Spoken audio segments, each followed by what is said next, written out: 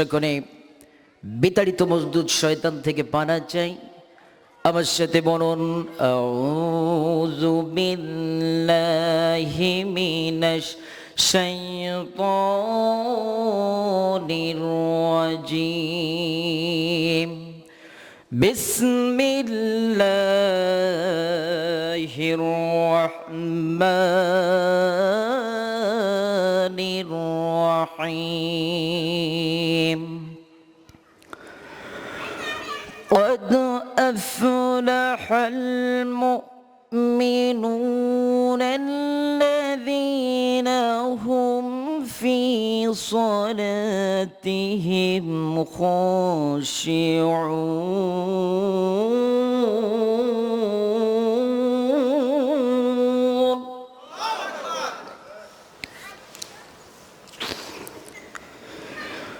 والذين هم عن اللغو معرضون والذين هم للزكاة فاعلون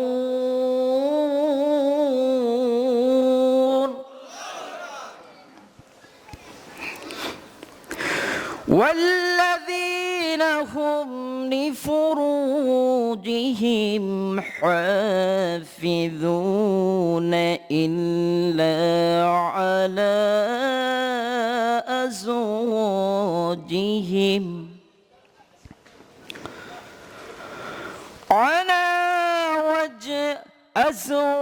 أزواجهم أو ما ملكت أيمانهم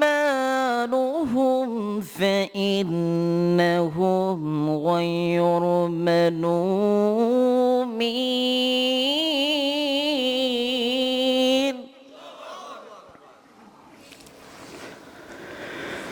فمن ابتغى وراء ذلك فأولئك هم العادون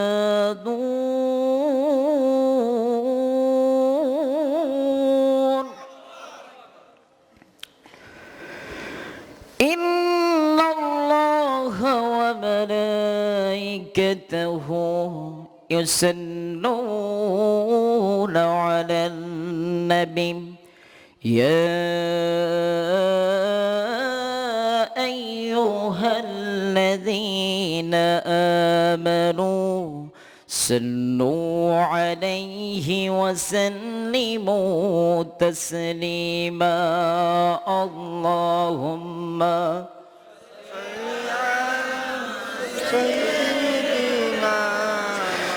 مولانا محمد وعلى آله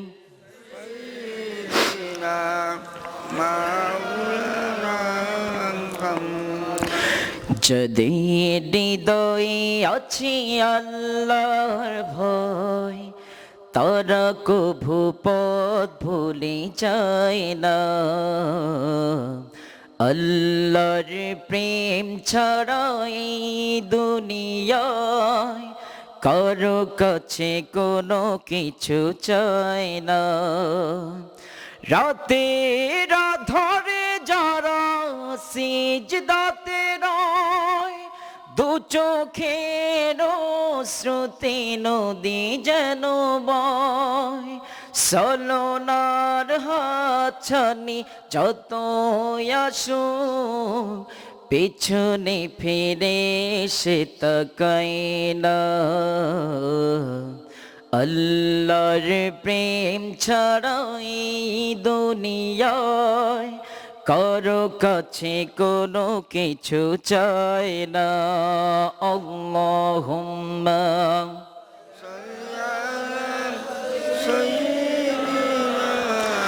مولانا محمد وعلى آله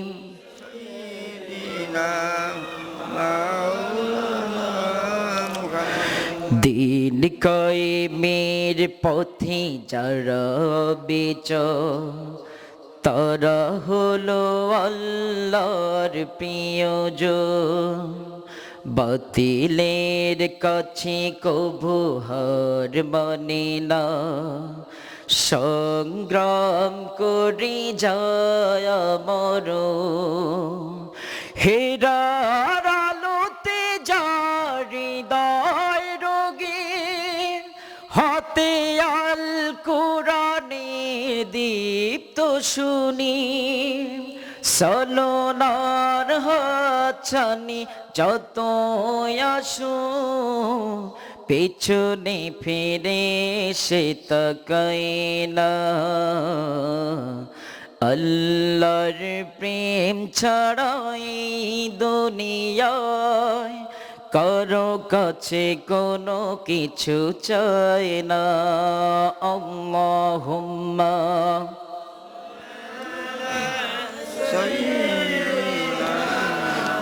مولانا محمد وعلى آله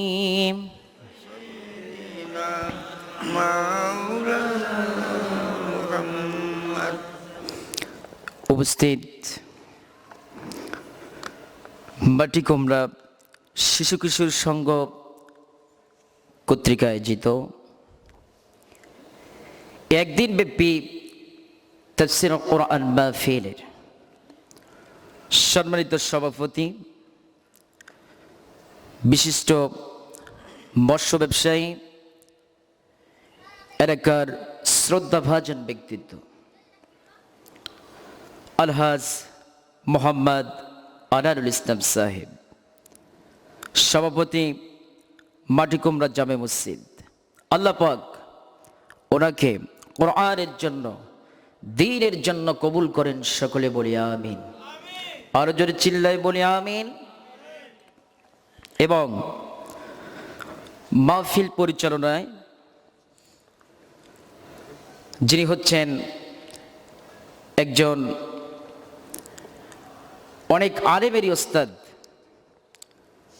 হযরতে মাওলানা মোহাম্মদ শাহিনুর রহমান, খতিব মাটিকুমড়া বাইতুল আহসান জামে মসজিদ, আল্লাহ পাক হুজুরকে নেক হায়াত দান করুন। সকলে বলি আমিন। এবং আমার ডান পাশে বসে আছেন যিনি যুবকদেরকে উৎসাহিত দেন, যুবকদের মনের মণিকোঠা, তিনি আর কেউ নয়, এই মাটিকুমড়া গ্রামের শ্রদ্ধাভাজন ব্যক্তিত্ব আলহাজ আব্দুস সবুর সর্দার, আহ্বায়ক মাটিকুমড়া যুব উন্নয়ন সংঘ। আল্লাহ পাক চাচাকে নেক হায়াতে তৈয়বা দান করেন। সকলে বলি আমিন। আরো আমার পাশে বসে আছেন আমার চাচা, আল্লাহ পাক ওনাকেও কোরআনের জন্য দ্বীনের জন্য এবং নেক হায়াত দান করেন। সকলে বলি আমিন। সর্বপ্রথম প্রশংসা জ্ঞাপন করি ওই আল্লাহ সুবহানাহু ওয়া তাআলার দরবারে, যেই আল্লাহ তাআলা আপনাকে আমাকে, হতে পারতো এটা একটা গানের প্যান্ডেল, কথা বলেন ঠিক কিনা, এই গানের প্যান্ডেল না করে এমন একটি জান্নাতের বাগিচায় আসার এবং বসার তৌফিক দিলেন যেই মালিক, প্রাণ উজাড় করে সমবেত আওয়াজে কণ্ঠকে ছেড়ে দিয়ে বলি আলহামদুলিল্লাহ। আরো জোরে চিল্লায় বলি আলহামদুলিল্লাহ। আজ বেধর্মীদের কাছে লাঞ্ছনা গঞ্জনা খেতে খেতে, তাদের দালালি করতে করতে কণ্ঠকে আমাদের হারিয়ে ফেলেছি, কথা বলেন ঠিক কিনা। যেই নারাই তাকবীর আল্লাহু আকবারের স্লোগানে তারেক বিন জিয়াদ স্পেন জয় করেছিল, কথা বলেন ঠিক কিনা। আজ নারাই তাকবীর দিতে গেলে নারাই তাকবীর মানে কণ্ঠ থেকে আসে না আওয়াজ, কথা বলেন ঠিক কিনা। একমাত্র যার নামে তাকবীর দিতে হবে, তাকবীর ধ্বনি দিতে হবে। অনেকে দলীয় স্লোগান রয়েছে, এই দলীয় স্লোগান নয়। আল্লাহ পাক বললেন ওয়া রাব্বাকা ফাকাব্বির, তাকবীর যদি দিতে হয় আমার নামে তাকবীর দাও, কথা বলেন ঠিক কিনা। এই জন্য কণ্ঠকে ছেড়ে দিয়ে আওয়াজ বুলন্দ করে আরো একবার বলি আলহামদুলিল্লাহ। দরুদ পাঠ করি সেই মানবতার মুক্তি দূতের জন্য, যিনি হচ্ছেন আপনার আমার কাল কিয়ামতের কঠিন ময়দানে একান্ত ব্যারিস্টার, আকায়ে নামদার তাজদার মদিনা আহমদ মুস্তাফা, সকলে বলি মুহাম্মদুর রাসূলুল্লাহ সাল্লাল্লাহু আলাইহি ওয়াসাল্লাম। এই রাসূলকে নিয়ে আমার একদল মুসলিম নামধারী কুলাঙ্গ রাসূলকে নিয়ে বাজে মন্তব্য করে, কথা বলেন ঠিক কিনা? আমরা বলতে চাই, এটা হচ্ছে আলেম ওলামার দেশ, এটা খান জাহানের দেশ, এটা হচ্ছে তিতুমিরের দেশ, এটা হলো শরিয়াতুল্লাহর দেশ। এই দেশে আল্লাহকে নিয়ে বাজে মন্তব্য করলে, রাসূলকে নিয়ে বাজে মন্তব্য করলে জিহ্বা দিয়ে ছেড়ে হবে, কথা বলেন ঠিক কিনা মুসলমান? এই জন্য এই বীরের জাতি মুসলিম জাতি ভুলে যায়নি তাদের আল্লাহকে, কথা বলেন ঠিক কিনা? যিনি হচ্ছেন লিল্লাহি মা ফিস সামাওয়াতি ওয়াল আরদ, যিনি আসমান জমিনের একচ্ছত্বের মালিক, সেই মালিককে কখনো ভোলা যাবে না। কিন্তু আমরা দেশটাকে রসাতলে দিয়ে নিজেদের আইন বাস্তবায়ন করতে গেলে হোক কোরআনের বিপক্ষে, তাও আমরা করতে রাজি আছি, কথা বলেন ঠিক কিনা? এমন মুসলমান আছে না নেই? আছে। এই সমাজটা এমন করে দিয়েছে, সমাজটা তছনছ করে দিয়েছে। আমি একটা উদাহরণ দিয়ে আমি অল্প কিছুক্ষণ সময় ভূমিকায় কথা বলে আমার মূল আলোচনায় চলে যাব। একটা নৌকায় 3 জন লোক পার হচ্ছে, কয়জন? কেমন দেশটা রসাতলে চলে যাচ্ছে দেখেন। 3 জন লোক নৌকাতে পার হচ্ছে, একজন কানা, একজন খোড়া, আর একজন ফকির যার কিছু নেই। হঠাৎ করে সন্ধ্যাবেলা, যে অন্ধ চোখে দেখতে পায় না, সে বলতেছে আকাশে তো সুন্দর ফুটফুটে তারা উঠেছে। এরপরে যেই খোড়া বলতেছে ওকে একটা লাথি মেরে এই নৌকা থেকে নদীতে ফেলে দিত। লাথি মারে কে? যার খোড়া পা নেই। পাশের থেকে যে ফকির, যার কিছু নেই টাকা পয়সা, এই বলতেছে মার লাথি খোড়া। হাসপাতালের বেডে যত টাকা খরচ হয়, পয়সা দেব, টাকা দেব, সব আমি। দেশটাও এমন হয়ে গেছে, দেশটা এমন রসাতলে চলে গেছে, যারা ইসলামিক নাস্তিক বুদ্ধ এরাই দেশ চালাচ্ছে, দেশটাকে রসাতলে দিয়ে ছাড়বে, কথা বলা ঠিক কিনা? আমরা কারোর শত্রু নয়, কথা বলেন ঠিক কিনা? 90% মুসলিম দেশে হারাম কাজ হোক, এটা মুসলমান বরদাস্ত করবে না। আপনি যাই বলেন না কেন, কুষ্টিয়ার এক বিয়াদব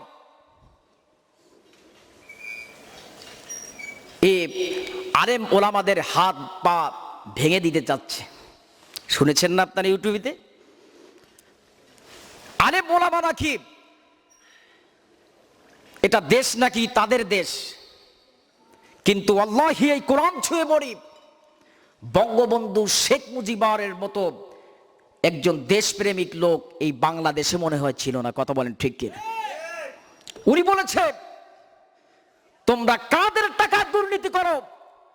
যারা খেটে খাওয়া মানুষ, যাদের জীবন দিয়ে খেটে টাকা পয়সা রোজগার করে, তাদের টাকায় তো তোমরা মাইনে পাও, তাদের টাকায় তো তোমরা বেতন পাও। এখন উল্টা হয়ে গেছে, এ দেশ তাদের দেশ, এটা জনগণের দেশ নয়, কথা বলেন ঠিক কিনা? আমরা বলতে চাই,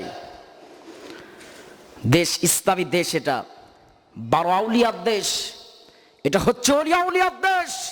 এই দেশে পাখামো করলে আপনারা মেহেরবানি করে তিতুমিরের বাস হাতে করে তাদেরকে ঠান্ডা করে বাংলাদেশ থেকে পার করে দাদাবাবুর দেশে পাঠিয়ে দেওয়া হবে, কথা বলেন ঠিক কিনা?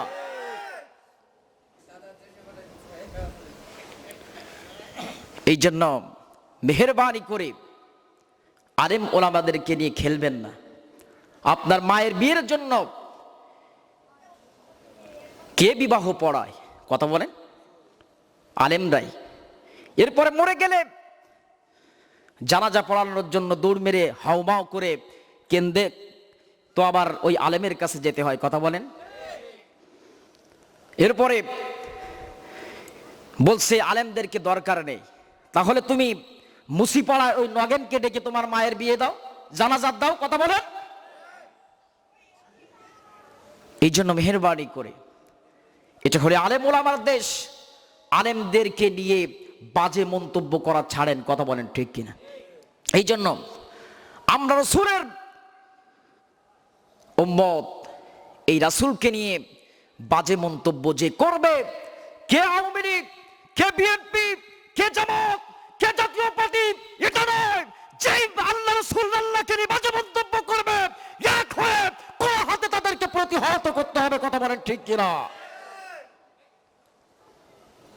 এই জন্য মেহেরবানি করে আমরা একত্র হয়ে আল্লাহর রজ্জু, আল্লাহর দ্বীনকে আমরা ধরতে চাই, কথা বলেন ঠিক কিনা? আমরা ইসলামটাকে ভাগ করে ফেলেছি, ইসলামটাকে টুকরো টুকরো টুকরো টুকরো করতে করতে ইসলামটাকে 12 বাজিয়ে 13 কোটায় তুলেছি, কথা বলেন ঠিক কিনা? কেউ পীরপন্থী, কেউ অমুকপন্থী, কেউ নকশেবন্দি, এটা করতে করতে আমরা আমাদের ইসলামটাকে আমরা ডুবিয়ে ফেলেছি, কথা বলেন ঠিক কিনা? কিন্তু আল্লাহ রাব্বুল আলামিনকে যদি বলি, ও আল্লাহ রাব্বুল আলামিন, এই ইসলামটাকে আপনি কেমন করে কয়টি ভাগ করে দিয়েছেন, আল্লাহ রাব্বুল আলামিন সুন্দর করে জানিয়ে দিলেন, ওয়াতাসিমু বিহাবলিল্লাহি জামিআন ওয়া লা তাফাররাকু। জোরে বলুন আল্লাহু আকবার। মহান রব্বুল আলামিন সুন্দর করে জানিয়ে দিলেন, ও বান্দা, আমি তো ইসলামটাকে একটা রশি হিসেবে গ্রহণ করে দিয়েছি মুসলমান জাতির জন্য। ও মুসলমান জাতি, আমি ওয়াতাসিমু বিহাবলিল্লাহি জামিআ, আমি একটি রশি দিয়েছি, হাবলুল্লাহ। এই হাবলুল্লাহ দ্বারা কোরআনকে বোঝানো হয়েছে, ও মানব জাতি, কোরআনকে তোমরা ধরো, তাহলে কখনো কোনোদিন তোমরা বিচ্ছিন্ন অবস্থায় তোমরা চলে যাবে না। সুবহানাল্লাহ বলি। আর এই কোরআনকে নিয়ে, আল্লাহকে নিয়ে বাজে মন্তব্য করে, কথা বলেন ঠিক কিনা? দিন দিন ধর্ষক বেড়ে যাচ্ছে, এই ধর্ষকদেরকে জামাই আদর দিয়ে সুন্দর করে ঘুরে ঘুরে বেড়াচ্ছে, কথা বলেন ঠিক কিনা? কিন্তু যারা 50 বছর কোরআনের দাওয়াত দিল, কোরআনের পাখি, তাদেরকে নির্যাতন করে হামলা দিয়ে মামলা দিয়ে এই দেশ থেকে, জনগণ থেকে বিচ্ছিন্ন করতে চায়। কিন্তু মুসলমান শুনে রাখো, এই কোরআনের পাখিকে জনগণ থেকে বিচ্ছিন্ন করা যাবে না, যাবে না, যাবে না, যাবে না, কথা বলেন ঠিক কিনা? কারণ তার ভিতরে কোন আকর্ষণ আছে, কথা বলি, কোরআনের আকর্ষণ। এই কোরআনের আকর্ষণ থেকে কেউ তাকে রক্ষা করতে পারবে না, কথা বলেন ঠিক কিনা?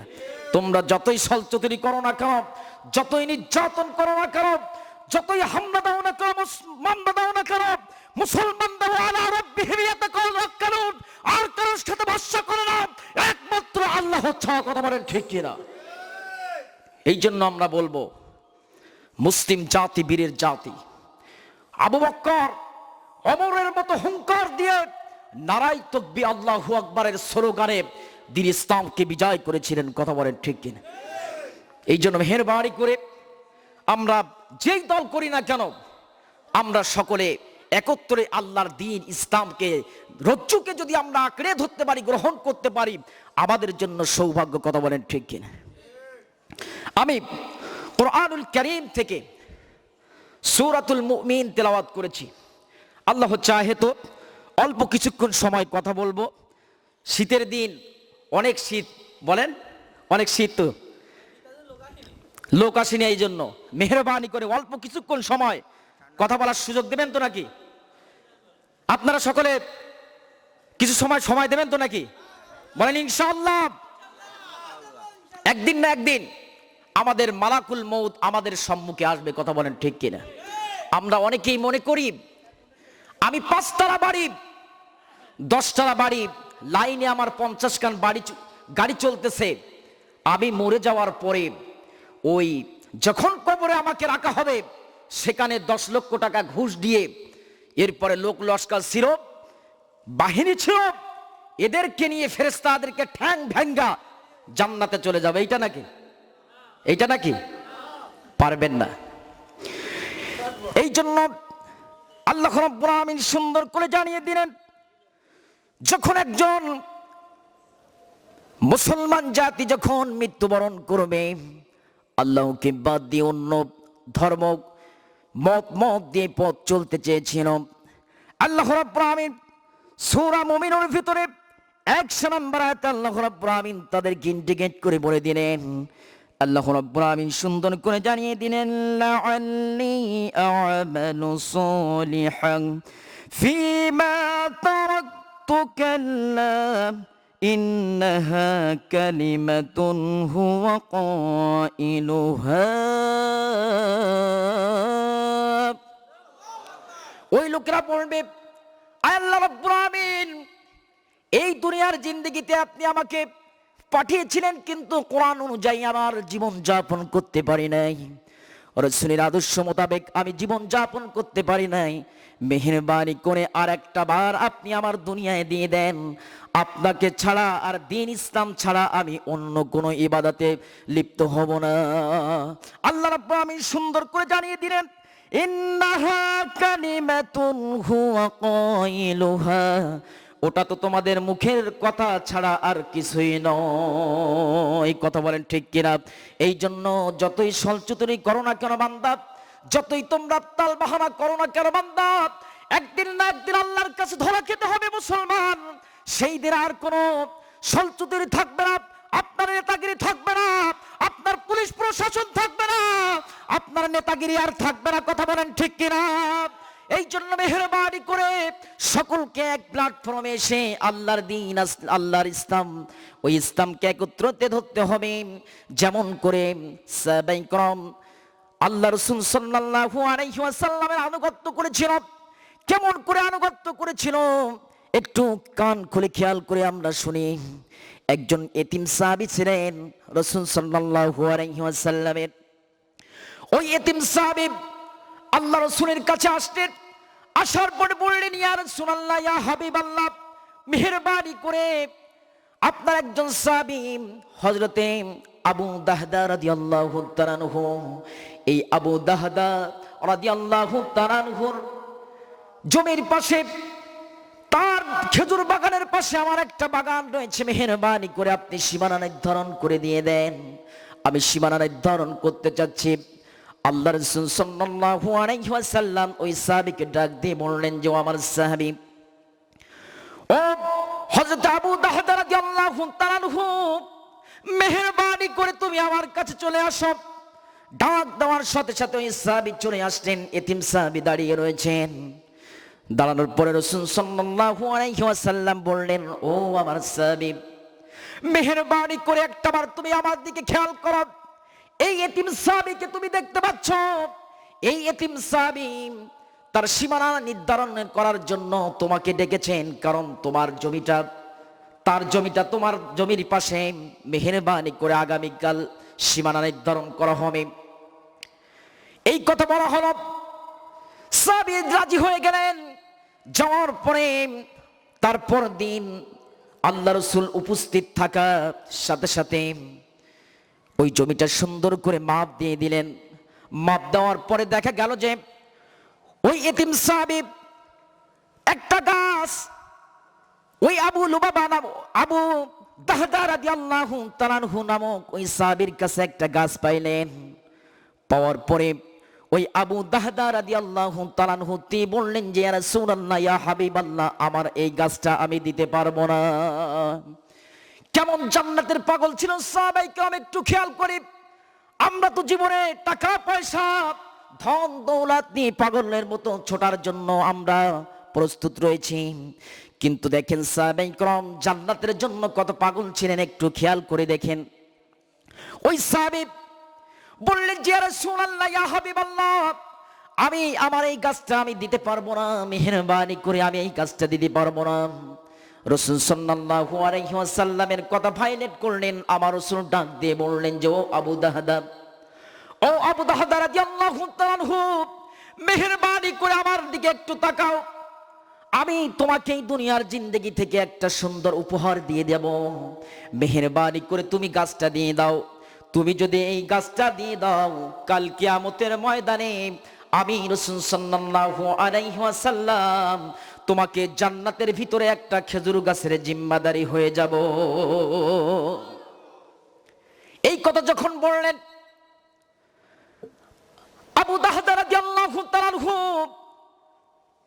ডমকে আর তাকিয়ে দেখলেন না, রাসূলের কথাকে ওভারটেক করে ভায়োলেট করে চলে যাচ্ছেন। আরেকজন সাহাবী তিনি বসে আছেন রাসূল সাল্লাল্লাহু আলাইহি ওয়াসাল্লামের পাশে। ওই সাহাবী ডাক দিয়ে বললেন, ওই সাহাবীটার নাম হচ্ছে আবু লুবাবা।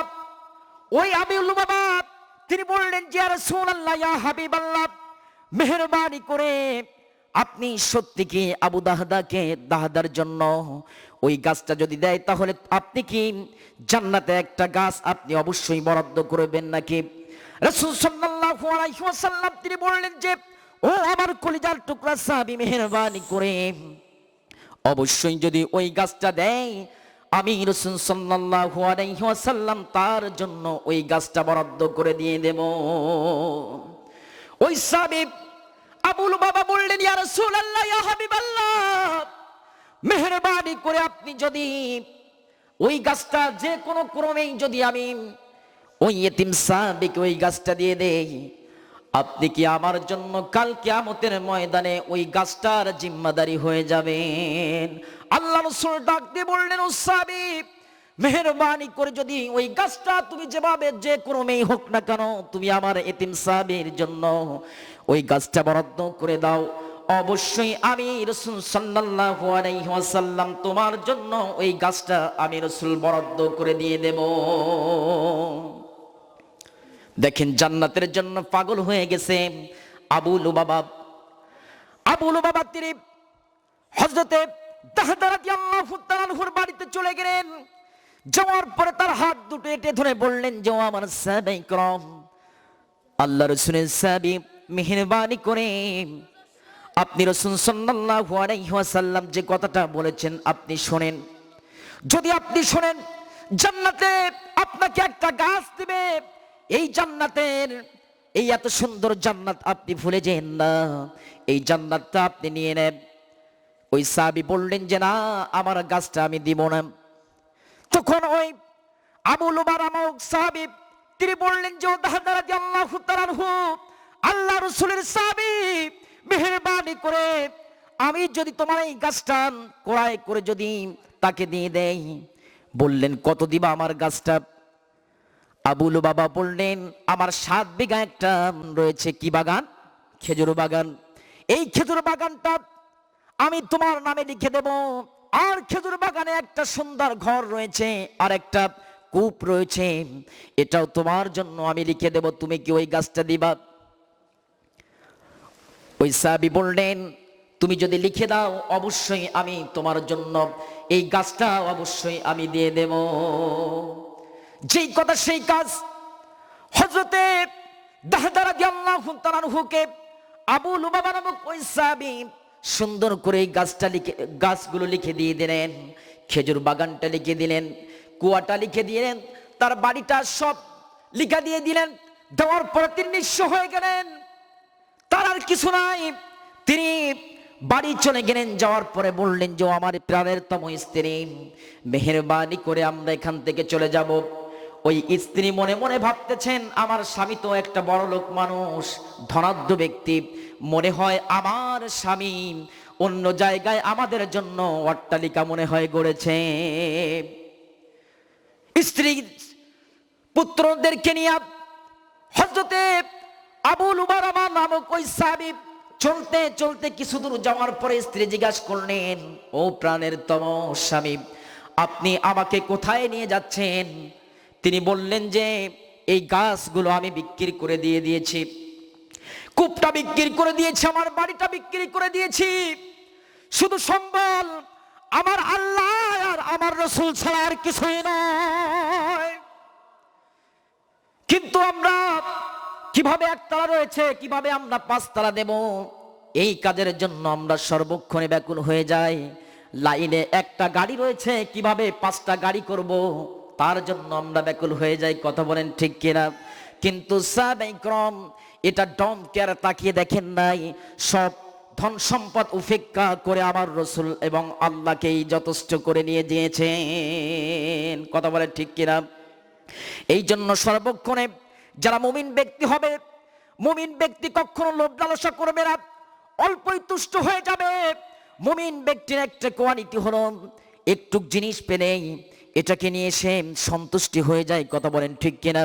এই জন্য মুমিন হতে গেলে মুমিনের কোয়ালিটি হচ্ছে অল্পই সন্তুষ্ট হয়ে যেতে হবে।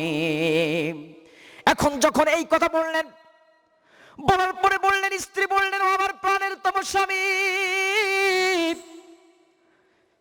কিসের জন্য আপনি এই বাগানটা লিখে দিয়ে দিলেন, এই কূপটা লিখে দিয়ে দিলেন, এই বাড়িটা লিখে দিলেন? কারণটা আমি বুঝতাম না। তিনি বললেন যে ওই আমাদের রাসূল সাল্লাল্লাহু আলাইহি ওয়াসাল্লাম, যিনি হচ্ছেন রাহমাতাল লিল আলামিন নবী, যিনি হচ্ছেন মুহাম্মদুর রাসূলুল্লাহ সাল্লাল্লাহু আলাইহি ওয়াসাল্লাম, তিনি বলেছেন একটা এতিম সাহাবীর একটা গাছ হযরতে দাহদা রাদিয়াল্লাহু তাআলা আনহুর কাছে পড়ে গেছে। ওই গাছটা ক্রয় করে ওই জান্নাতে একটা গাছ আমার জন্য আমার রাসূল বরাদ্দ করে দিয়ে দিয়েছেন। তাহলে দেখেন সাহাবায়ে কেরাম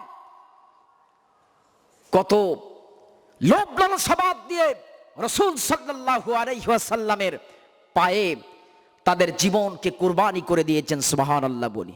এই জন্য আমরা মুসলিম জাতি তারেক বিন জিয়াদ যেমন নারায়ে তাকবীর আল্লাহু আকবার ধ্বনিতে তারা ইসলামকে বিজয় করেছিল, আবু বকর ওমরের মতো নারায়ে তাকবীর আল্লাহু আকবার দিয়ে আবার এই বাংলাদেশ থেকে নাস্তিক মুরতাদদেরকে তাদেরকে তাড়িয়ে দেব। কথা বলেন ঠিক কিনা? এই জন্য নাস্তিক মুরতাদ তোমরা যতই ছলচতুরি করো না কেন, দিন একদিন নয়, দিন আরেকদিন আসবে, সেদিন তোমরা ইঁদুরের গর্ত পাবে না। কথা বলেন ঠিক কিনা? এই জন্য মেহেরবানি করে যতই ছলচতুরি হোক না কেন, আমরা থাকবো কার পক্ষে? আল্লাহর পক্ষে থাকতে হবে।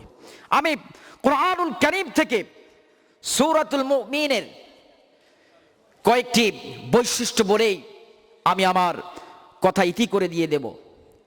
আল্লাহ রাব্বুল আলামিন সূরা মুমিনের ভিতরে মুমিনদের জন্য কিছু কোয়ালিটি আল্লাহ রাব্বুল আলামিন রেখে দিয়ে দিলেন, সুন্দর করে জানিয়ে দিলেন, ও মুমিন জাতি, তোমাদের কিছু কোয়ালিটি রয়েছে।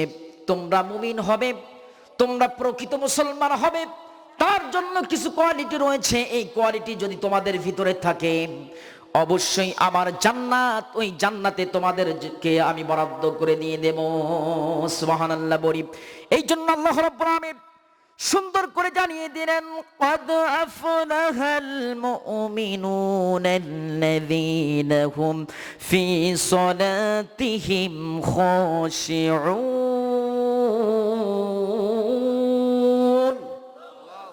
আল্লাহ রাব্বুল আলামিন সুন্দর করে জানিয়ে দিলেন, ক্বাদ আফলাহাল মুমিনুন, মুমিনরাই তো সফল কাম হয়েছে। আল্লাহর কাছে কারাই পছন্দনীয়? একটু জোরে চিল্লায় বলি, মুমিনরাই। এই মুমিনরা আল্লাহর কাছে একমাত্র সফল কাম হয়েছে। এখন কোন কাজগুলো করলেই মুমিনরা সফল কাম হবে? আল্লাহ রাব্বুল আলামিন সুন্দর করে জানিয়ে দিলেন, আল্লাযীনা হুম ফি সালাতিহিম খাশিউন, যারা তাদের নামাজে বিনয় নম্রতার মাধ্যমে নামাজকে আদায় করে। সুবহানাল্লাহ বলি। এই জন্য আমাদের সমাজে দেখা যায় মসজিদে নামাজ পড়তেছে ঠিকই, হঠাৎ করে কল আইছে, তখন বলে আমি নামাজে আছি। এমন প্লেয়ার আছে না? না একটু জোরে বলি, আছে না? নামাজের ভিতরে আল্লাহর দিন, আল্লাহর যে একাত্ম, এটা নাই।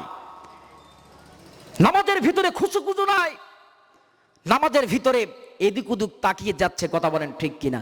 ওই নামাজ আপনাকে ফিরাইতে পারবে না, এই নামাজ আপনাকে ফিরাইতে পারবে না। কেমন নামাজ আদায় করতে হবে? সাহাবায়ে কেরাম সুন্দর করে ওই নামাজের দৃষ্টান্ত দিয়েছেন। আল্লাহ রাসূলের একজন সাহাবী, নাম তার হযরত আলী রাদিয়াল্লাহু তাআলা আনহু। এই আলী রাদিয়াল্লাহু তাআলা আনহু যুদ্ধের ময়দানে তীর এসে তাকে পায়ে বিদ্ধ হয়ে গেল। এমন তো সময় আলী রাদিয়াল্লাহু তাআলা আনহুর পা থেকে ওই তীরটা বাইর করা যাচ্ছে না। এমন তো সময় আল্লাহ রাসূল দেখলেন যে হযরতে আলী চিৎকার দিচ্ছে, কিন্তু এই তীরটা বাহির করতে পারছে না। আমার রাসূল ডাক দিয়ে বললেন, ও সাহাবী, তোমরা এখন বাহির করতে পারবে না। আমার সাহাবী যখন আলী যখন নামাজে দণ্ডায়মান হয়ে যাবে তখন বাহির করো। যেই কথা সেই কাজ। হযরতে আলী যখনই নামাজে দণ্ডায়মান হয়ে গেলেন, নামাজ পড়তে যখন শুরু করে দিলেন, তখন একজন সাহাবী যে হযরতে আলী রাদিয়াল্লাহু তাআলা আনহুর পা থেকে তীরটা যখন বাহির করলেন, তিনি বুঝতে পারলেন না, রক্ত ফিঙ্কি দিয়ে দিলেন। আমার আলী, রাসূল সাল্লাল্লাহু আলাইহি ওয়াসাল্লাম বললেন, আমার আলী যখনই এইটা দেখলেন যে পা থেকে তীর তোড়ায় ফিঙ্কি দিয়ে রক্ত বাহির হচ্ছে, তখন আমার রাসূল সাল্লাল্লাহু আলাইহি ওয়াসাল্লাম বললেন, ও আলী, তোমার এর আগে আমি দেখলাম তোমার পা থেকে যখন তীরটা বাহির করার জন্য ব্যস্ত হয়ে গেল, তুমি তোমার এত নড়নচড়ন দেখা যাচ্ছে এবং এত চিল্লাচ্ছ, কিন্তু নামাজরত অবস্থায় যখন তীরটা যখন বাহির করা হলো তোমার কোনো কিছু মনে হলো না, কারণটা কি? হযরতে আলী রাদিয়াল্লাহু তাআলা আনহু তিনি বললেন, ইয়া রাসূলুল্লাহ, ইয়া হাবিবাল্লাহ, আমি যখন নামাজরত অবস্থায় থাকি তখন আমার আল্লাহর সাথে আমার দিদার হয়ে যায়। এই জন্য নামাজ পড়তে হবে খুশুর সাথে, নামাজ পড়তে হবে ইখলাসের সাথে, নামাজ আদায় করতে হবে। আল্লাহ রাব্বুল আমিন যেভাবে নামাজ পড়তে বলেছেন সেইভাবে নামাজ আদায় করতে হবে। নামাজ আন্দোলনের প্রতিষ্ঠার আন্দোলন করতে হবে। নামাজ আপনাকে যত প্রকার অশ্লীল বেহায়াপনা কাজ থেকে আপনাকে ফিরায় নেবে। রাষ্ট্রের ভিতরে আপনি যতই সলচুতুরি করে লক্ষ লক্ষ টাকা খরচ করে মানুষদেরকে আপনি মাদক মুক্ত একটি দেশ করতে চাচ্ছেন, কিন্তু হবে না। কারণ কোরআন দিয়ে যদি আপনি দেশ চালান, অবশ্যই নামাজের বিকল্প আর কিছুই নাই। কারণ হচ্ছে যখনই আপনি নামাজ বাধ্যতামূলক করে দেবেন, আপনার ওসি সাহেব যখনই মানুষদেরকে বলবে, তার কর্মকর্তাদেরকে বলবে নামাজে চলে যাও, আমি মনে করি ওই ওসি ওই এসআই কখনো কোনোদিন 2 টাকা ঘুষ খেতে পারে না। কথা বলেন ঠিক কিনা? আপনি মদ খাচ্ছেন, ফেন্সিডিল খাচ্ছেন, ইয়াবা খাচ্ছেন, আপনি বাধ্যতামূলক করে দেওয়া হলো নামাজ। আপনি 1 দিন নয়, 2 দিন নয়, 3 দিন নয়, আপনি নামাজ পড়তেছেন, দেখবেন অবশ্যই আপনার হাতে আর কখনো মদের বোতল, ফেন্সিডিলের বোতল উঠবে না। এই জন্য এই দেশটা যদি আপনি মাদক মুক্ত করতে চান, নামাজ আপনি বাধ্যতামূলক করে দেন। কথা বলেন ঠিক কিনা? এই জন্য নামাজের বিকল্প আর কোনো কিছুই নাই। নামাজ বাধ্যতামূলক করে দিতে পারলেই পরে সমস্ত প্রকার খারাপিয়াত কাজ থেকে আমার আল্লাহ রাব্বুল আমিন রক্ষা করে দিয়ে দেবেন। আল্লাহ রাব্বুল আমিন সুন্দর করে জানিয়ে দিলেন, ইন্নাস সালাতা তানহা আনিল ফাহশাই ওয়াল মুনকার। আল্লাহ রাব্বুল আমিন জানিয়ে দিলেন, যে বান্দা মেহেরবানি করে এই নামাজটা আপনার অশ্লীল বেহায়াপনা কাজ থেকে এই নামাজ আপনাকে বিরত রাখবে।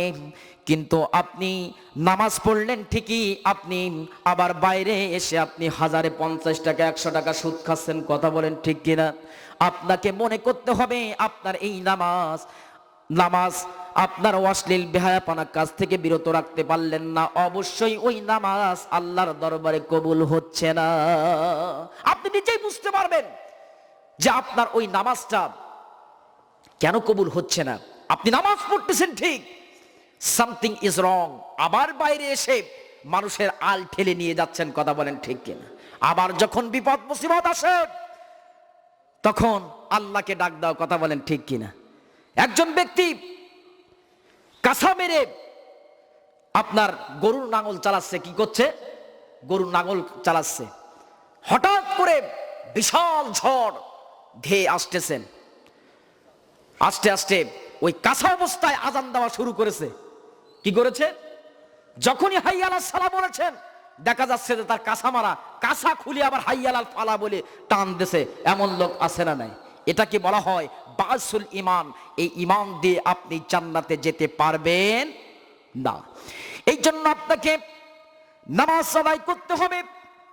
আল্লাহ রাব্বুল আমিন সুন্দর করে জানিয়ে দিলেন, যখন একজন রাষ্ট্রীয় পক্ষে যখন একজন নিযুক্ত হয়ে যায় সরকার, আবার আল্লাহ রাব্বুল আলামিন জানিয়ে দিলেন যে আল্লাযীনা ইম্মাক্কান্নাহুম ফিল আরদি আকামুস সালাতা ওয়া আতুস যাকাতা ওয়া আমারু বিল মা'রুফ।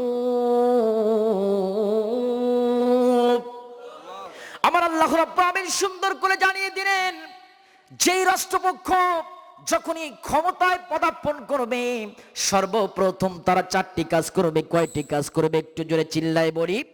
আর আমরা নামাজটা বাদ দিয়ে, এরপরে আমরা নামাজ বাদ দিয়ে, যাকাত বাদ দিয়ে, সৎ কাজের আদেশ বাদ দিয়ে, অসৎ কাজের নিষেধ বাদ দিয়ে আমরা এমন করি, আমরা তাফসীর মাহফিল যেখানে হয় মুসলমানদেরকে বাধা দিয়ে দেয়, কিন্তু নর্তকীর ন্যাংত নাচ হয় সেখানে পুলিশ প্রোডাকশন দিয়ে তাদেরকে ঘেরাও করা হয়।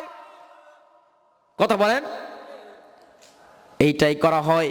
কিন্তু কোরআনের তাফসীর কখনো বন্ধ হবে কি? কখনো হবে না। এই বাংলাদেশ থেকে যদি, পৃথিবীর বুক থেকে যদি মুসলমানদের হাফেজদেরকে যদি দুনিয়া থেকে বিদায় দেওয়া হয়, ও মুসলমান জাতি, তাদের সিনার ভিতরে 30 পারা কোরআন শরীফ আছে না নাই একটু জোরে চিল্লায় বলি। আপনি যদি সমস্ত লাইব্রেরি থেকে কোরআনকে জ্বালিয়ে পুড়িয়ে দাও, কিন্তু লক্ষ লক্ষ কোটি কোটি হাফেজ এই পৃথিবীর ভিতরে ছিঁড়েছাটি হয়ে রয়েছে। মেহেরবানি করে যতই তোমরা সংশোধনী করো না কেন, মুসলমান যারা প্রকৃত ইমানদার ব্যক্তি, তারা সর্বক্ষণ খুশু খুজুর সহিত নামাজ আদায় করবে। তাহলে সর্বপ্রথম কোয়ালিটি, মুসলমানদের সর্বপ্রথম মুমিন হওয়ার যে শর্ত, আপনাকে খুশু খুজুর সহিত নামাজ আদায় করতে হবে। এরপর যখন আপনি খুশু খুজুর সহিত যখন নামাজ আদায় করবেন, আপনাকে মুমিন বলে গণ্য হবে। এরপর আল্লাহ রাব্বুল আমিন সুন্দর করে জানিয়ে দিলেন, ওয়াল্লাযীনা হুম আনিল লাগবি মুরিদুন।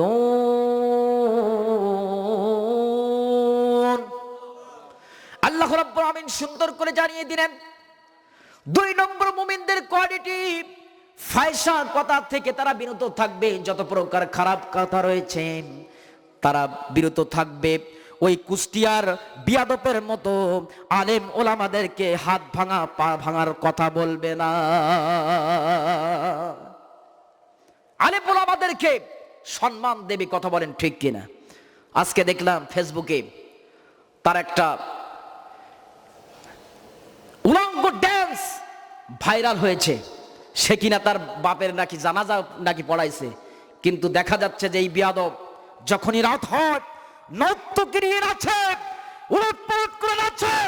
আমরা বলতে চাই, মুসলিম জাতি হিসেবে আমরা সুন্দর করে জানিয়ে দিতে চাই, এই বিয়াদব যখন মরে যাবে, কোন আলেম তাকে জানাজা পড়াবে না, পড়াবে না, পড়াবে না। কথা বলেন ঠিক কিনা? এই জন্য মেহেরবানি করে বলি, যতই তোমরা সলচুতনি করো না কেন, মরার পরে তোমার উজুবিহীন তোমাকে জানাজা পড়ে তোমাদের কবরে ঠাসা হবে। কথা বলেন ঠিক কিনা?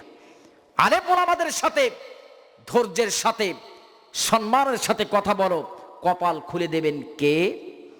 আরো জোরে চিল্লাই বলি, কপাল খুলে দেবে কে? আল্লাহ। এই জন্য যত প্রকার সলচুতির, এই সলচুতির বাদ দিয়ে একমাত্র ভালো কাজের দিকে আসতে হবে। কথা বলেন ঠিক কিনা? কেমন করে তা ভালো কাজ করেছেন সুন্দর করে আমরা খেয়াল করে একটু সুন্দর করে শুনতে চাই। আল্লাহ রাসূলের একজন সাহাবী, নাম তার হযরত আনাস রাদিয়াল্লাহু তাআলা আনহু। এই আনাস রাদিয়াল্লাহু তাআলা আনহু রাসূল সাল্লাল্লাহু আলাইহি ওয়াসাল্লামের 8 বছর মতান্তরে 10টি বছর খিদমত করে গেছেন। রাসূল সাল্লাল্লাহু আলাইহি ওয়াসাল্লামের অন্তিম সময় যখন আসলো, আবার রাসূল সাল্লাল্লাহু আলাইহি ওয়াসাল্লাম একবার হুঁশ হয়, আবার একবার বেহুশ হয়ে যায়। এমত অবস্থায় আমার রাসূল সাল্লাল্লাহু আলাইহি ওয়াসাল্লাম ডাক দিয়ে সাহাবীদেরকে বললেন, ও আমার সাহাবায়ে کرام, আমি সব সাহাবীদেরকে আমি দেখতে পাচ্ছি, কিন্তু আমার একজন সাহাবী, কলিজার টুকরা সাহাবী আনাসকে তো আমি দেখতে পাচ্ছি না। এই কথা যখন বলা হলো, আমার রাসূল ডাক দিয়ে বললেন, ও সাহাবী, ও আবু বকর, ওমর, মেহেরবানি করে তোমরা যাও, আমার কলিজার টুকরা সাহাবী আনাসকে যেখানে পাও সেখানে আমার সামনে থেকে নিয়ে আসো। আনাসকে খুঁজতে খুঁজতে দেখা গেল যে একটা গুহার ভিতরে কাঁদতে কাঁদতে অস্থির হয়ে গেল। আবু বকর দেখতে পাইলেন।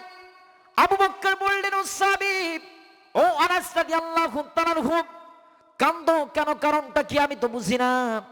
কান্নাকাটি করার কারণটা কি?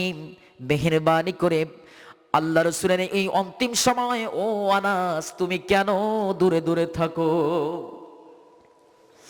আনাস রাদিয়াল্লাহু তাআলা আনহুকে দুইজন সাহাবী হাত ধরে নিয়ে আল্লাহ রাসূলের দরবারে চলে গেলেন। যাওয়ার পরে বললেন, আমার রাসূল সাল্লাল্লাহু আলাইহি ওয়াসাল্লাম আনাসকে দেখে ভেউ ভেউ করে কান্নাকাটি করা শুরু করে দিয়ে দিলেন। চোখ দিয়ে টপ টপ করে পানি বাহির হওয়া শুরু করে দিয়ে দিলেন। আনাস চোখ দিয়ে বেয়ে বেয়ে টপ টপ করে পানি পড়তেছে। আমার রাসূল ডাক দিয়ে বললেন, ও আনাস, আমার এই অন্তিম সময় আমি একবার বেহুশ হয়ে যাই, একবার হুশ হয়ে আসে, এই সময় তুমি আনাস কেন দূরে দূরে থাকো? ওই আনাস চোখ দিয়ে টপ টপ করে পানি যখন পড়লো বললেন, ইয়া রাসূলুল্লাহ, ইয়া হাবিবাল্লাহ। আমার রাসূল বললেন যে, ও সাহাবী, আমি কি কখনো কোনোদিন 8 বছর মতন্ত্র 10টি বছর তুমি আমাকে খেদমত করেছো? আমি কি তোমার মনে কখনো কোনোদিন কষ্ট দিয়েছি নাকি? আনাস বললেন, ইয়া রাসূলুল্লাহ, ইয়া হাবিবাল্লাহ, আমি 8 বছর মতন্তরে 10টি বছর আপনাকে খেদমত করেছি। আমি কখনো কোনোদিন ও শব্দ পর্যন্ত আপনার মুখ থেকে আমরা শুনি নাই। কিন্তু দেখা যায় বাংলাদেশে ছোট্ট বাচ্চারা মালিকের সাথে কাজ করে, একটুই এদিক ওদিক কাজ হয়ে গেলেই পর্যন্ত মার দেওয়া শুরু করে, বকুনি দেওয়া শুরু করে। আমার রাসূল সাল্লাল্লাহু আলাইহি ওয়াসাল্লামের একটা কোয়ালিটি ছিল, তোমরা ও যারা কাজ করে তোমাদের অধীনে কখনো তাদেরকে বকা দিও না। এটাই তো আল্লাহর রাসূলের আদর্শ, কথা বলেন ঠিক কিনা? এই আদর্শ যদি বুকে ধারণ করে যদি আমরা চলতে পারি, অবশ্যই কদ আফলাহাল মুমিনিন, অবশ্যই আমরা মুমিন বলে গণ্য হয়ে যাব। মুসলমান কান খুলে শুনে রেখে দাও, আপনারা যে এই জান্নাতে বাগানের ভিতরে বসে আছেন, কাল কিয়ামতের ময়দানে হতে পারে আল্লাহ রাব্বুল আলামিন আপনাকে সব কিছু মাফ করে দিয়ে এই ওসিলায় আপনাকে জান্নাত দিতে পারে। পারে কি পারে না? অবশ্যই পারে। আপনারা তো এই শিশু কিশোর, এরা তো গানের ড্যান্স শিল্পী নিয়ে তো তারা নর্তকী নাচাই নাই, কথা বলেন ঠিক কিনা? কোরআনের প্রেমে, কোরআনের মহব্বতে তারা জীবন দিয়ে এই মাহফিলটাকে পরিচালনা করেছে। কিন্তু একদল মুসলিম জাতি রয়েছে, এরা চায় তাফসীর মাহফিলকে বন্ধ করে দিয়ে তাদের বাপ দাদার নীতি বাস্তবায়ন করতে চায়, কথা বলেন ঠিক কিনা? ও মুসলমান, কান খুলে শুনে রেখে দাও, এই আলেম ওলামার দেশে যতই পাখামো করো না কেন, এই আলেম ওলামাদের সংস্পর্শে আসতে হবে একদিন। ইযা জা নাসরুল্লাহি ওয়াল ফাত, অবশ্যই মানুষ ঢলে ঢলে ইসলামের ভিতরে একদিন না একদিন প্রবেশ করবে, কথা বলেন ঠিক কিনা? এই জন্য আল্লাহ রাসূল সাল্লাল্লাহু আলাইহি ওয়াসাল্লামের সাহাবী আনাস যখন সামনে আসলো, আমার রাসূল ডাক দিয়ে বললেন, ও সাহাবী, কখনো কি কোনোদিন তোমাকে কষ্ট দিয়েছি নাকি? আনাস বললেন, জি ইয়া রাসূলুল্লাহ, ইয়া হাবিবাল্লাহ, 8 বছর মতান্তরে 10টি বছর আপনাকে আমি খেদমত করেছি, কখনো তো কোনোদিন আপনিও শব্দ ব্যবহার করেন নাই। আমার রাসূল ডাক দিয়ে বললেন, ও সাহাবী, তাহলে কেন তুমি আমার থেকে দূরে দূরে থাকো? কারণটা কি আমি তো জানি না। সাহাবী আনাস বললেন, ইয়া রাসূলুল্লাহ, ইয়া হাবিবাল্লাহ, এই জন্য দূরে দূরে থাকি, কারণটাই হচ্ছে আপনার সম্মুখে যদি আমি থাকি, আমি যে কষ্ট পাইতেছি তারও 2 গুণ 3 গুণ বেশি কষ্ট পাই, এই জন্য আমি আনাস দূরে দূরে থাকি। এই কথা যখন বললেন, আমার রাসূল ডাকতে বললেন, ও আনাস, তোর মনে যদি এই প্রেম ভালোবাসা আনুগত্য থেকে থাকে, একটা কথা তুই শুনে যা, এই দুনিয়ার জিন্দেগিতে তুই আমার খাদেম ছিলি, এই দুনিয়ার জিন্দেগিতে খাদেম ছিলি, আজ একটা সার্টিফিকেট তুই নিয়ে যা। ও আনাস, এই দুনিয়ার জিন্দেগি তুই আমার খাদেম চিনি, আখিরাতে যখন আল্লাহ পাক আমাকে বিচার কার্য করে যখন জান্নাতে দিয়ে দেবে, আমার ওই জান্নাতের ভিতরে স্পেশাল কোনো খাদেম থাকবে না, অবশ্যই ওই জান্নাতে তুই আমার পাশে পাশে খাদেম হিসেবে সর্বক্ষণে থেকে যাবি। এটাই হচ্ছে রাসূলের আদর্শ। আর আমরা রাসূলের আদর্শকে কটূক্তির সাথে, রাসূলকে নিয়ে বাজে মন্তব্য করে, আল্লাহকে নিয়ে বাজে মন্তব্য করে আমরা বেঈমান হয়ে মারা যাচ্ছি। কথা বলেন ঠিক কিনা? এই জন্য মেহেরবানি করে আমরা মুসলিম জাতি, আমাদের ভয় নাই, কারণ যারা একবার মুমিন বলে দাবি করেছেন তারা হচ্ছে তাদের জান এবং মাল আমার আল্লাহ রাব্বুল আমিন জান্নাতের বিনিময়ে ক্রয় করে নিয়েছেন। মুসলিম জাতি সুন্দর করে কান খুলে সুন্দর করেছে দেখে দাও। যতই তোমরা সলচুরি করো না কেন বান্দা, অবশ্যই আমার কাছে একদিন না একদিন ফিরে আসতে হবে মুসলিম জাতি। সেদিন তো তোমাকে পাকড়াও যখন করা হবে, কেউ তোমাকে ঠেকাইতে পারবে না, রক্ষা করতে পারবে না। এই দুনিয়ার জিন্দেগিতে তোমার লোক লস্কর ছিল, তোমার পুলিশ বাহিনী ছিল, তোমার লাঠিয়াল বাহিনী ছিল, তোমার ক্ষমতা বল ছিল। রাতের অন্ধকারে মানুষের হস্তক্ষেপ, মানুষের দায়িত্বটাও পর্যন্ত তুমি বিলাই নিয়ে নিছ। আজ তোমার কি হবে? আজকে আল্লাহর কাছে ধরা দিয়েছ, হিসাব করায় গন্ডায় আল্লাহর কাছে দিতে হবে। সেদিন তোমাকে কে তোমাকে রক্ষা করবে? এই জন্য মেহেরবানি করে আমাদেরকে আল্লাহর কাছে ফিরে যেতে হবে। অনাত্মক কথাবার্তা বলা যাবে না। মুমিন যদি হতে হয়, 1 নাম্বার কোয়ালিটি নামাজ আদায় করতে হবে। 2 নাম্বার কোয়ালিটি রাসূল সাল্লাল্লাহু আলাইহি ওয়াসাল্লামের পক্ষে থাকতে হবে। তাদেরকে নিয়ে বাজে মন্তব্য করা যাবে না। আপনি মুসলমান, আপনি নামাজ পড়েন চাই না পড়েন, দাড়ি রাখতে হয় রাখেন বা নাই রাখেন, জুব্বা পরতে হয় পড়েন বা না পড়েন, যখনই রাসূলকে নিয়ে বাজে মন্তব্য করবে, ওই ফ্রান্স সরকার বুঝতে পেরেছে মুসলিম জাতি এরা বীরের জাতি, এরা কখনো ভয় পায় না। এরাই তো সব কিছু ছেড়ে আল্লাহ এবং রাসূলকে প্রেম মহব্বতের সাথে মেশে নিয়েছে। এই জন্য মেহেরবানি করে আল্লাহ এবং রাসূলকে প্রেম ভালোবাসা মহব্বত দিয়ে যদি যেতে পারেন, অবশ্যই যত প্রকার ছলচতুরি করো না কেন বান্দা, অবশ্যই আল্লাহর কাছে ফিরে যেতে হবে। এরপরে আল্লাহ রাব্বুল আমিন 2 নাম্বার কোয়ালিটি মুসলিম জাতির মুমিন যদি হতে যাও, ওয়াল্লাযীনা হুম লিফুরুজিহিম হাফিজুন, যদি তোমরা মুমিন যদি হতে চাও, 3 নাম্বার কোয়ালিটি তোমাদের লজ্জায় স্থানকে হেফাজত করতে হবে। লজ্জায় স্থান হেফাজত করতে হবে। কিন্তু আমরা দেখি মোড়ে মোড়ে নর্তকীর আছে, দেখা যায় রাত 12টার সময় পা থেকে মাথা পর্যন্ত তাদের ঘুণছিলাম, সেখানে পুলিশ প্রোডাকশন দিয়ে তাদেরকে ঘিরে রাখতেছে। কিন্তু যেখানে তাফসীর মাহফিল, ওয়াজ মাহফিল যেখানে হয়, 144 ধারা জারি করে মুসলমানদেরকে বিচ্ছিন্ন করে দিচ্ছে। কথা বলেন ঠিক কিনা? এটা মুসলিম জাতির কোনো কোয়ালিটি নয়।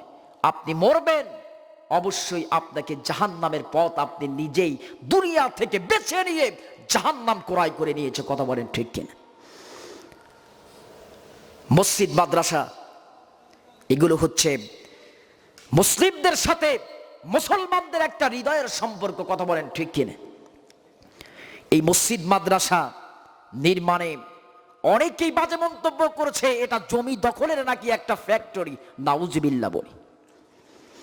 এরাই মুসলমান থাকতে পারে না, এরা মুসলিম নামে কলঙ্ক, কলঙ্ক, কলঙ্ক ছাড়া আর কিছুই নয়। কথা বলেন ঠিক কিনা? এই জন্য মেহেরবানি করি 3 নাম্বার কোয়ালিটি, ওয়াল্লাযীনা হুম লিফুরুজিহিম হাফিজুন, আপনাকে আপনার লজ্জার স্থানকে হেফাজত করতে হবে মেহেরবানি করে।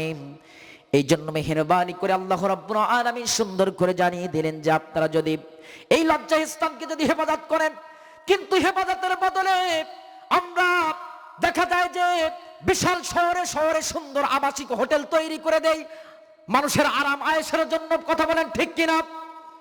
কিন্তু মুসলমান কান খুলে শুনে রেখে দাও, কখনো যারা মুমিন মুসলমান যারা বলে দাবি করবে, মুমিন বলে দাবি করবে, তারা কখনো কোনো দিন তারা খারাপ কাজে অনৈতিক কাজে লিপ্ত হতে পারে না। এই জন্য সর্বক্ষণ আমরা আল্লাহ এবং রসুলের দিকে আমাদেরকে যেতে হবে। সময় শেষ হয়ে গেছে, অনেক ঠান্ডা, এই কারণে অনেকে অতিষ্ঠ হয়ে যাচ্ছে। এই জন্য মেহেরবানি করে এখনই শেষ করে দিচ্ছি। আল্লাহ পাক মুসলিম জাতির যে কোয়ালিটি, আমাদের যতই বিপদ মুসিবত হামলা মামলা যতই দেখ না কেন, আমরা সর্বক্ষণে কার উপর ভরসা রাখবো? আল্লাহর উপরে। কারণ সেই আল্লাহর কাছে আমাদেরকে ফিরে যেতে হবে, অনন্তকাল সেখানেই থাকতে হবে। যতই নাস্তিক মুরতাদ আমাদেরকে ভয় দেখিয়ে দৃষ্টান্ত থেকে সরাইতে চায়, দৃষ্টান্ত থেকে আমাদেরকে বিচ্ছিন্ন করতে চায়, ও মুসলমান জাতি, তোমরা যদি সত্যিকারের মুমিন মুসলমান হয়ে থাকো, আল্লাহর বিকল্প অন্য কোন নাস্তিক মুরতাদের মুখে লাথি মেরে দ্বীন ইসলামের উপর অটুট থাকবে। কথা বলেন ঠিক কিনা? এই জন্য মেহেরবানি করে অবশ্যই আমরা দ্বীন ইসলামের উপরে আল্লাহ রাব্বুল আলামিন অটুট রেখে মরণটা ঈমানের সহিত হয়ে কাল কিয়ামতের ময়দানে যেন এই মাহফিলটা আমাদের জন্য নাজাতের ওসিলা হয়। সকলে বলি